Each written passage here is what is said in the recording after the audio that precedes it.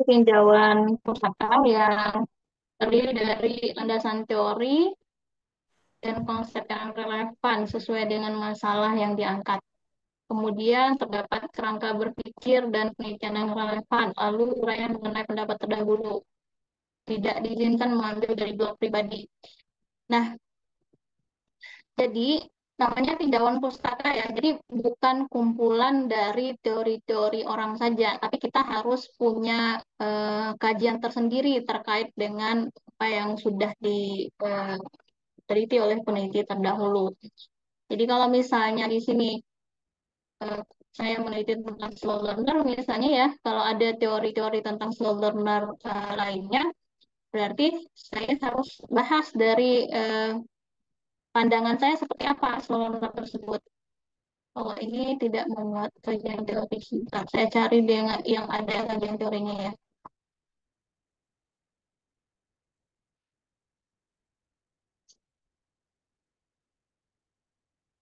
Yang langsung meta juga nih.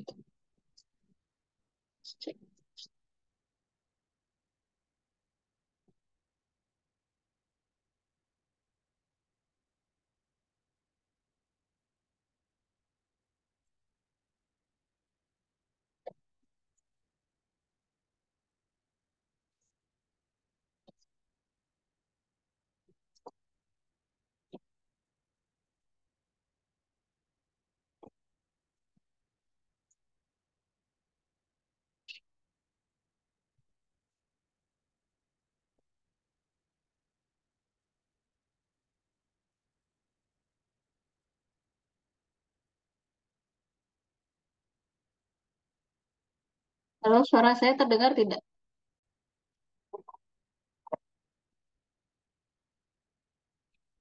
Halo, suara saya terdengar tidak? Mendengar Terdengar Ibu. ya. Oke, bentar ya. Saya cari dulu yang punya kajian teori.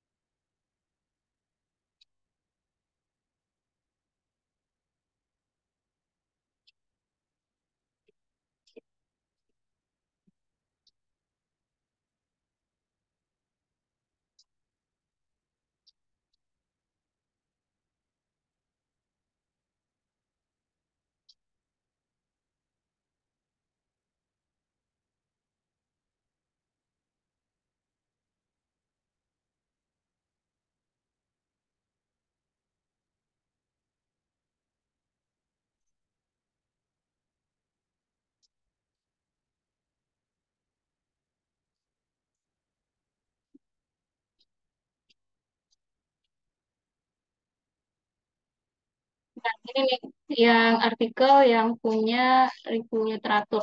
Jadi masing-masing artikel itu sebenarnya tergantung kepada ini ya, jurnalnya. Jadi aturan penulisannya itu sudah ditentukan oleh pengelola jurnalnya.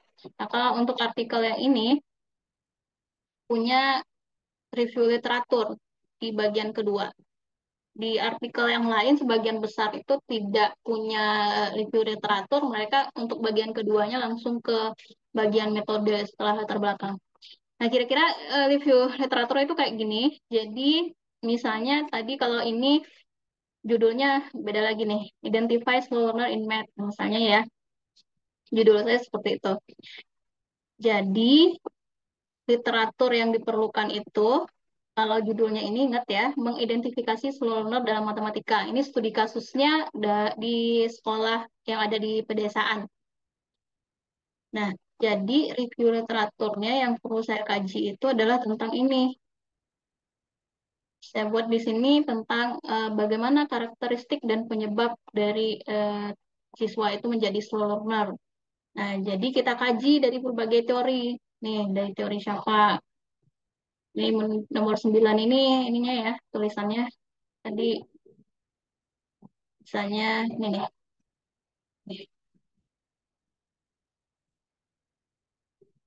Nah, ini dari tulisannya William nomor 9. Ini gaya penulisan referensinya bukan yang apa itu, tapi pakai IEE. Sebentar.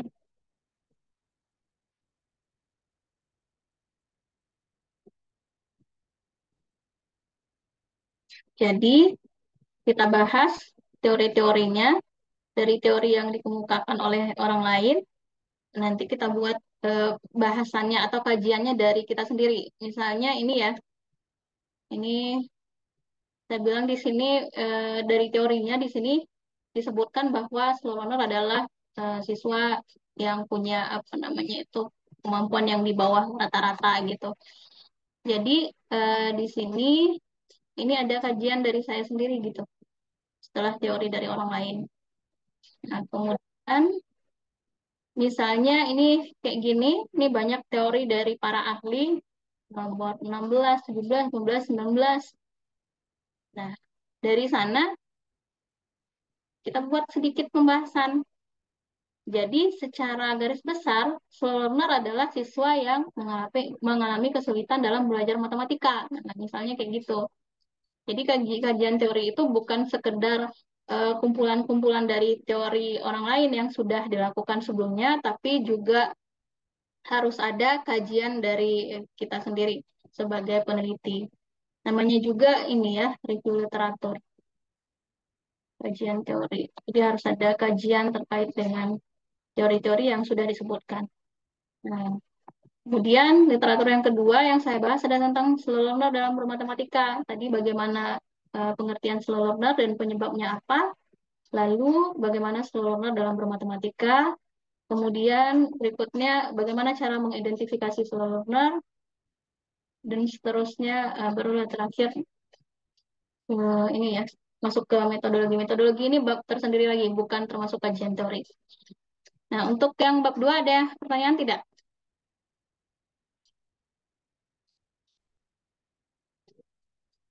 Berisi landasan teori ini, kemudian terdapat kerangka berpikir dan penelitian yang relevan, uraian mengenai pendapat terdahulu yang berkaitan dengan masalah yang dikaji. Nah, kalau yang saya sampaikan tadi kan sudah membuat semuanya nih. Lalu di sini tidak diizinkan mengambil dari blog pribadi.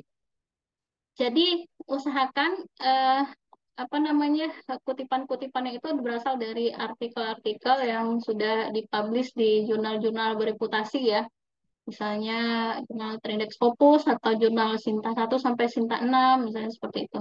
Jadi jangan ditulis diambil dari blog pribadi. Jangan-jangan blog pribadinya itu cuma berisi curhatan-curhatan saja kan, tidak ada landasan teorinya. Makanya tidak boleh diambil dari blog pribadi. Saya mau tunjukkan nih bagaimana caranya mencari artikel. Misalnya ya, mau cari artikel tentang eh,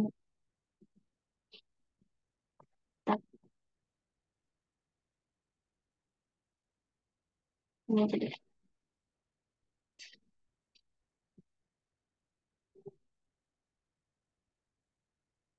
Mau cari artikel tentang ini,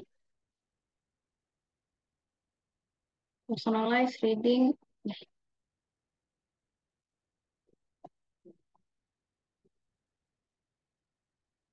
atau dari sini aja deh.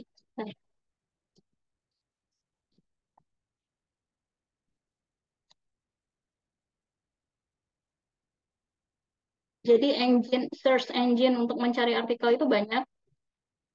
Bisa dari ini, Eric.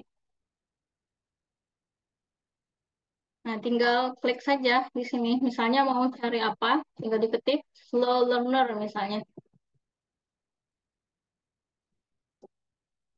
Nah, muncul ini nih, slow learner in mathematics classes. Muncul, kemudian kita klik. Tapi kalau kita lihat di sini, ini tuh kan tidak punya bentuk PDF-nya kan? Nih, cuman punya direct link tapi tidak punya PDF. Kecuali kalau untuk yang ini, yang ada tulisan download full text, bisa kita langsung download dan muncul artikelnya nanti. Nih. Tapi kalau untuk yang ini, kita nggak bisa cari langsung, tapi kita diberikan eh, DOI-nya, DOI-nya. Nah, ini tuh bisa digunakan untuk mencari artikel di tempat yang lain. Asal kita punya DOI-nya. Caranya adalah, ini sebenarnya cara yang ilegal sih, tapi banyak dilakukan oleh orang-orang. Skyhub, ini cara cari artikel gratis. Tinggal di copy saja. Jadi biasanya artikel yang berbayar bisa kita download jadi gratis di sini. Nih. Nah, jadi artikel tadi udah dapat nih kayak gini. Nah, itu kalau kita carinya di Erik ya. Bisa juga mau cari langsung di Google silakan. Tapi kalau Google kan luas sekali cakupan pencariannya. Tidak cuma artikel saja yang muncul nanti. Bisa juga tulisan-tulisan dari blog atau dari website gitu. Kalau kita cari di Erik ini kan Erik ini sudah merupakan tempat kumpulannya artikel-artikel tuh. Jadi bisa langsung diklik saja, misalnya maunya dari tahun berapa sampai artikel tahun berapa, itu bisa langsung diklik di sini. Misalnya saya mau di tahun 2022, artikelnya tentang apa saja, tentang slow learner, nah ada ini nih. Nah, kalau yang ada apa link PDF-nya bisa langsung di-download seperti tadi. Kemudian kalau yang tidak ada bisa kita klik direct link-nya. Nah, di sini ada DOI-nya. Kalau ada DOI-nya, berarti kan bisa kita cari langsung di Skyhub tadi. Hub di sini. Nah, kita copy DOI-nya. Nah, dapat lagi. Nah, seperti itu. Wah, ini juga tidak ada berarti artikelnya. Bentar. Oh, saya lihat. Ini karena artikel baru ya, berarti belum belum ini, belum diinput barangkali di Skyhub. Ini artikel 2022 tadi ya.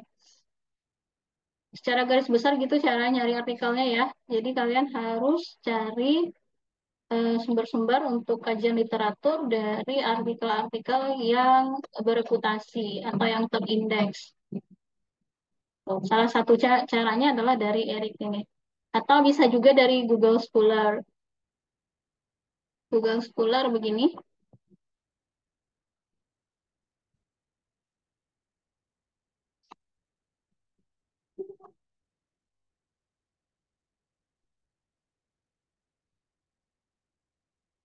Hmm.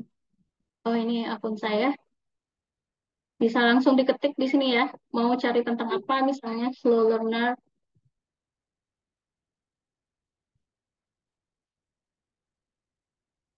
Nah, ini muncul banyak di sini.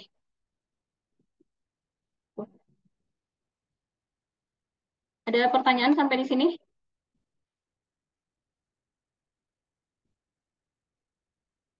Nanti kalau Ibu ada, saya ya.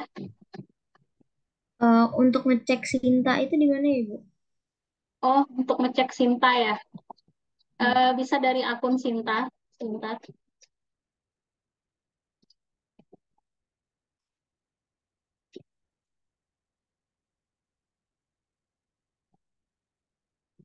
Oh, kalian nggak punya akun ya? Kalau saya punya akun masih terus.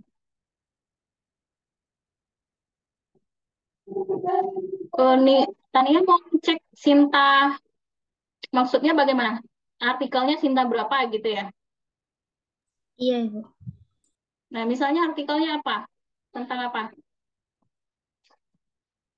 Sebentar, saya ini dulu. Saya share yang ini.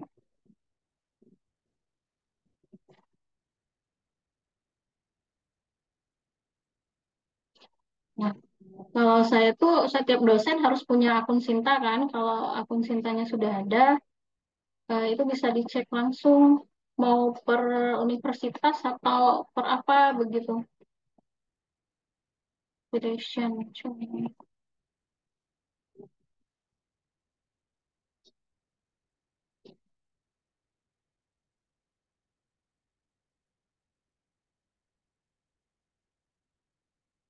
Saya bisa langsung cek di sini. Tapi kalau misalnya nggak bisa di, kalian nggak punya ya, punya. Ya?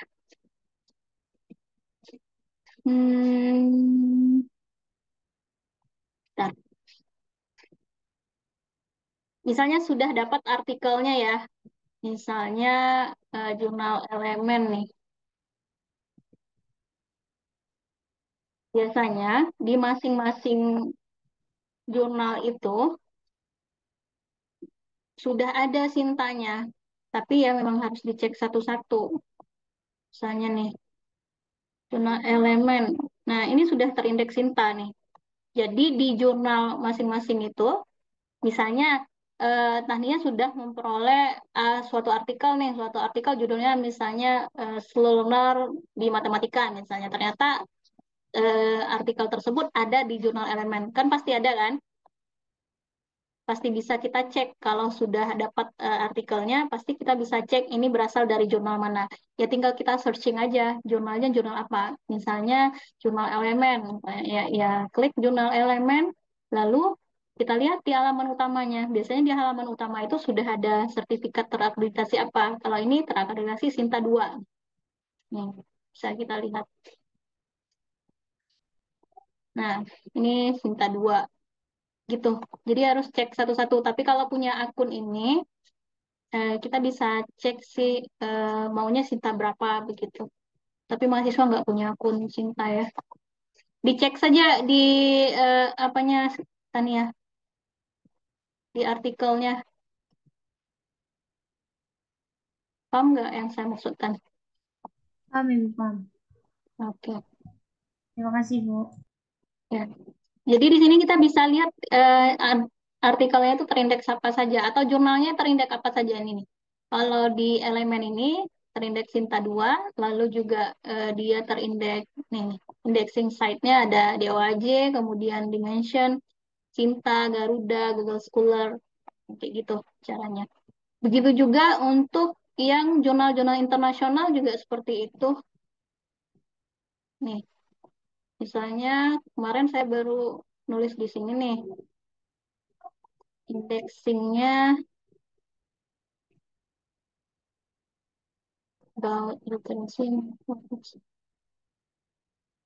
nih.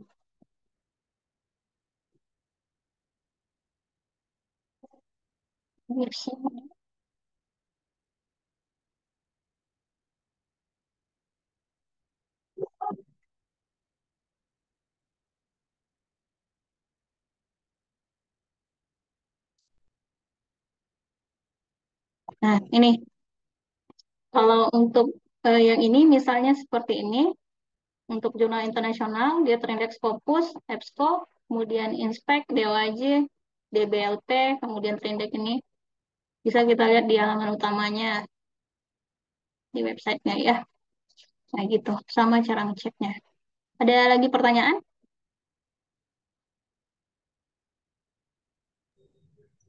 Ibu izin nanya, Ya, Sista. untuk yang kerangka berpikir itu pakai bagan apa nggak perlu ya, Bu? Kerangka berpikir itu panduan yang, sebentar, saya kembali lagi ke panduan tadi ya.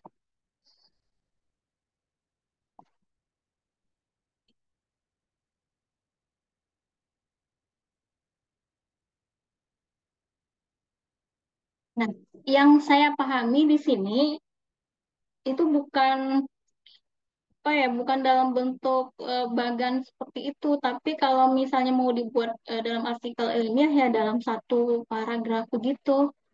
Coba kita tanya ke panitia. Siska bagaimana Siska? Rizka? Nah, Ibu, ini eh, apa namanya buku panduannya kan yang buat anak-anak acara. Hmm, Seperti itu kan perlu saya konfirmasi dulu deh Bu ke anak acara. iya. Dikonfirmasi dulu ya ke panitia acaranya. Nanti Rizka share informasinya ke kita-kita ya di grup. Iya, baik, Bu.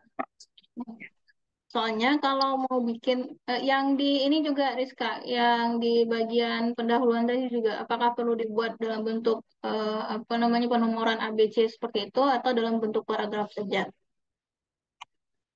Nah, ini kalau ada kerangka berpikir, apakah perlu kita buat dalam bentuk kerangka pikir atau langsung saja seperti itu dalam bentuk paragraf? Nah, biasanya kalau dalam tulisan yang saya buat, artikel-artikel ilmiah itu ya dalam bentuk paragraf semuanya, tidak dalam bentuk kerangka berpikir yang seperti itu. Ya.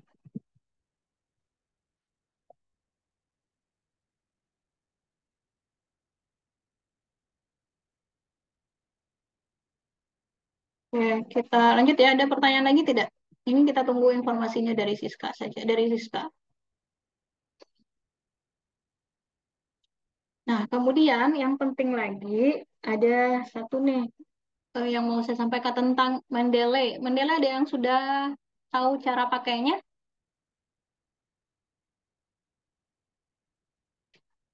Ada yang sudah punya? Belum, Bu. Belum ya? Jadi, untuk sitasi itu kita bisa gunakan Mendeley. Sebenarnya banyak juga yang lain ya, tapi yang biasa saya gunakan itu pakai Mendeley. Mendeley itu saya kirimkan cara installnya ke grup.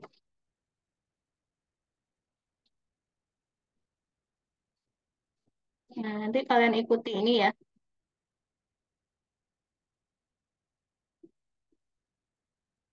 Tujuannya itu adalah untuk mempermudah dalam sitasi. Misalnya, coba saya tunjukkan dulu.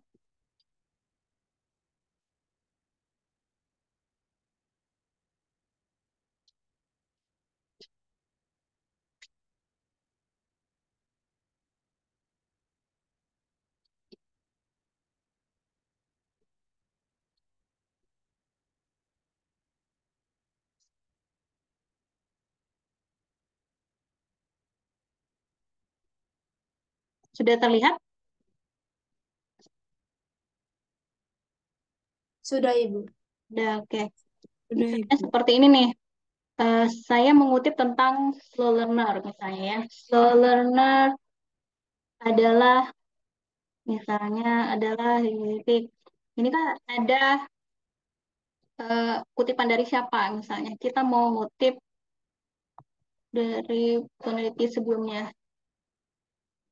Apa tidak jalan? Sebentar ya. Nah, nih.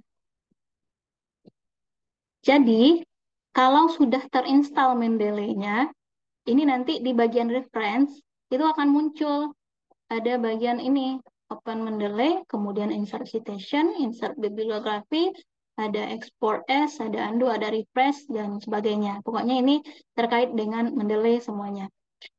Nah, di bagian apa namanya buku petunjuk tadi kita diminta untuk membuat bagian reference-nya di bagian akhir itu menggunakan Harvard Style atau apa style? Apa style itu American Psychological Association ya.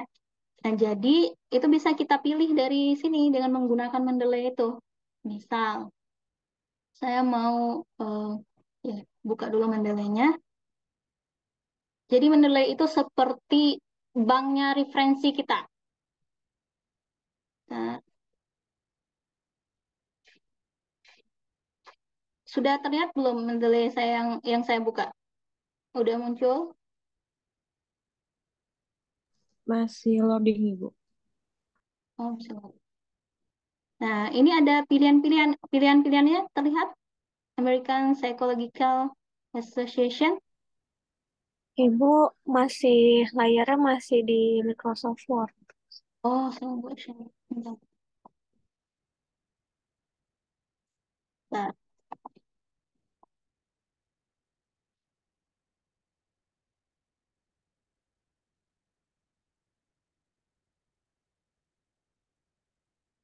saya harusnya share screen kalau.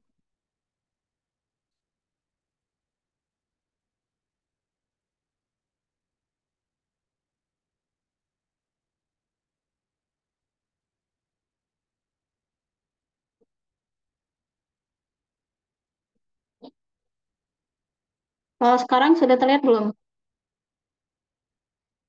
Sudah, Ibu. Saya ulang lagi ya. Nah, jadi tadi itu open Mendeley.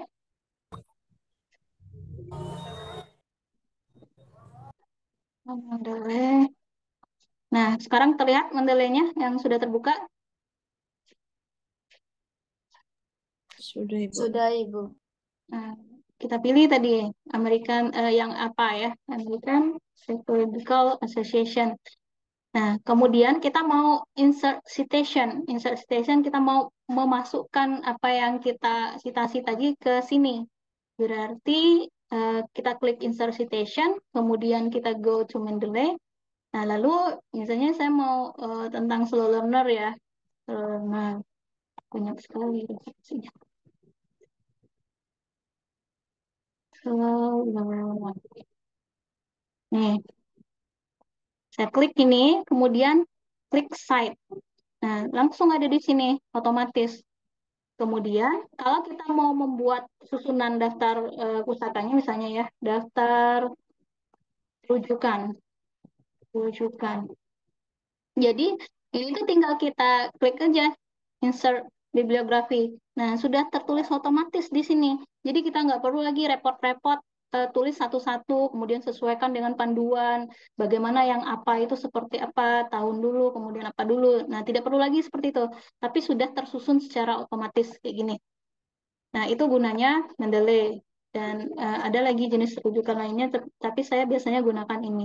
Kalau misalnya kita mau apa cerita tentang yang lain lagi, tentang matematika misalnya. Matematika adalah kita ini lagi citasi lagi, insert citation, go to Mendeley. Eh, Oke, saya pilih asal-asalan aja ya, misalnya kayak gini. Kemudian di site lagi. Nah, muncul lagi kan? Nah, ini sudah otomatis muncul dan urutannya itu sesuai dengan huruf abjad. Nih, Amir berarti akan muncul duluan, kemudian Salomi berikutnya, dan seterusnya. Jadi apapun yang kita citasi, kalau menggunakan citasi yang ini, Mendeley, itu akan secara otomatis tersusun dengan rapi di bawahnya. Gitu. Sudah sesuai dengan aturan yang kita inginkan. Jadi nanti di awal-awal kita pilih dulu mau menggunakan apa. Karena di sini, di panduan tadi, mintanya daftar pustakanya menggunakan Harvard Style atau apa nih?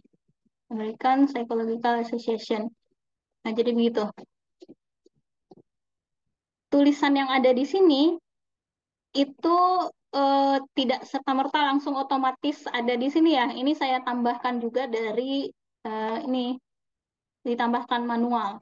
Misalnya seperti ini, tambah artikel, misalnya add di sini.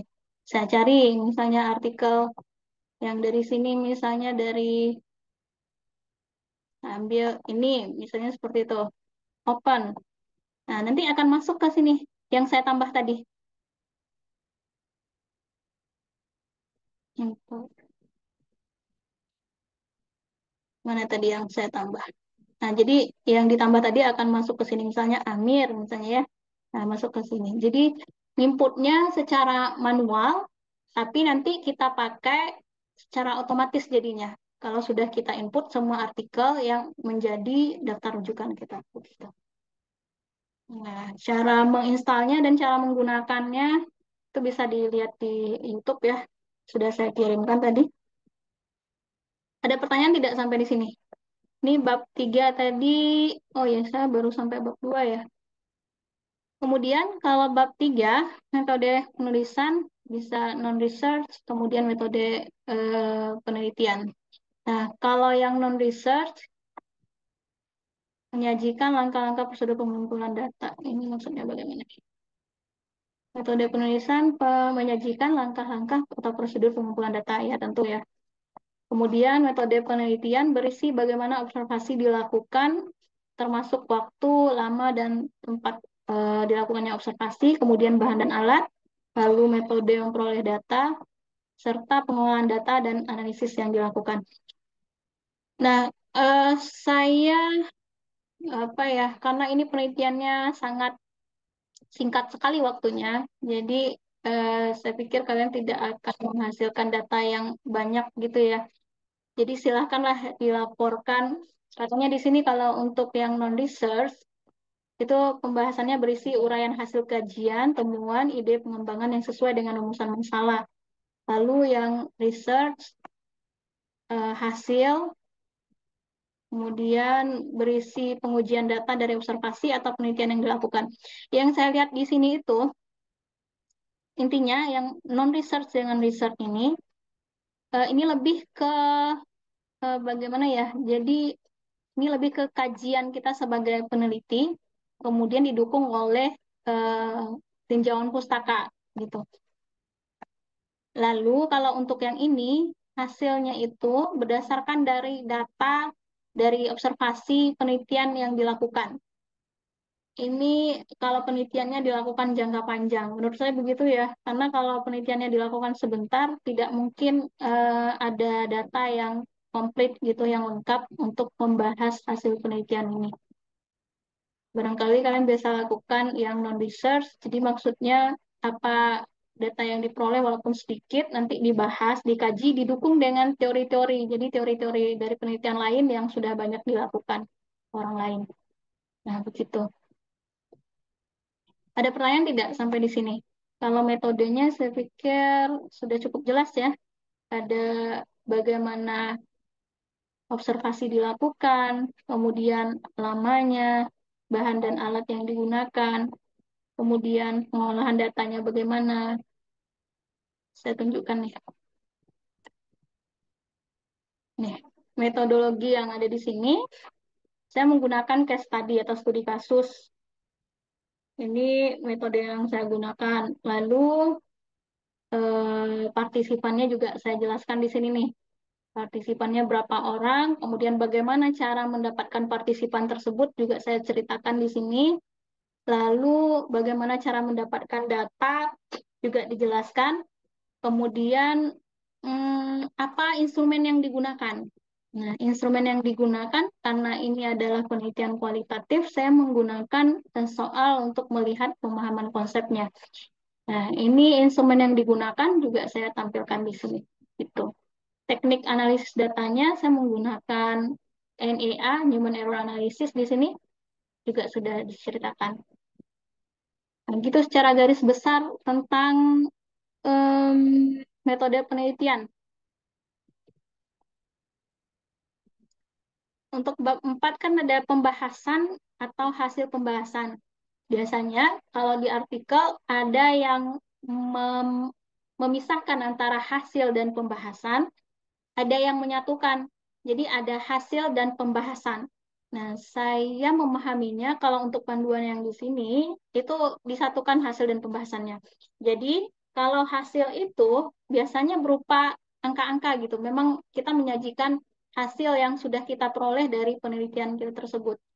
Misalnya kalau yang di sini, kalau saya menyatukannya ya, result and discussion. Coba saya lihat yang terpisah.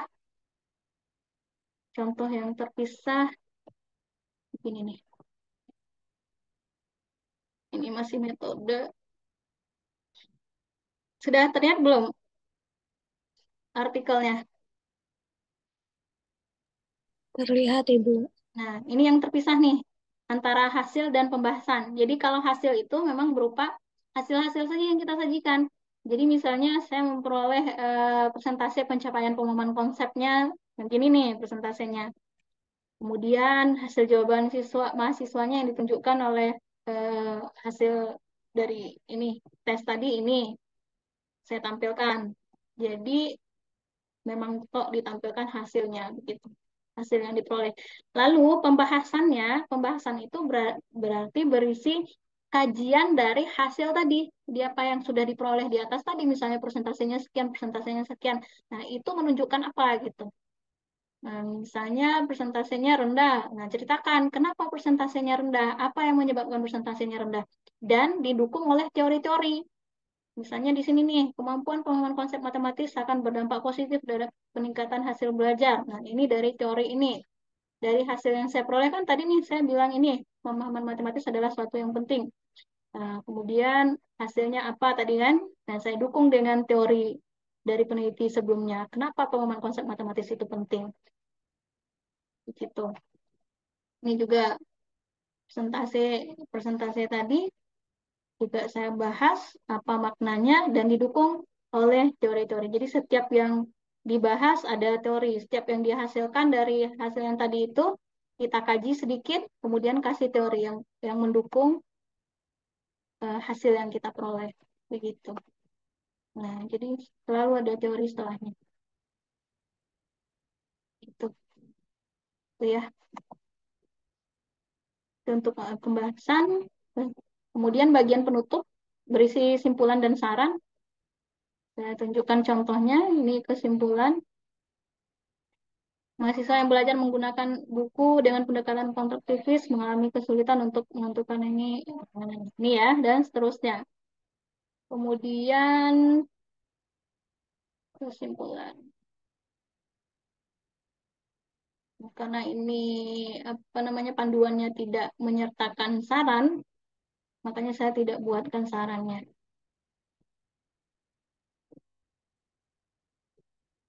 Di buku panduan kan minta saran, jadi ditambahkan saja sarannya apa.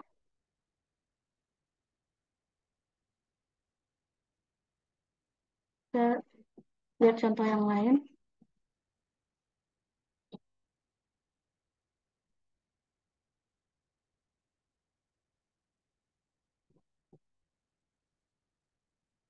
Jadi sarannya itu bisa saja rekomendasi untuk peneliti berikutnya. Misalnya kalian ini baru meneliti, baru misalnya pengembangan ya. Saya baru melakukan pengembangan sampai pada tahap ini misalnya.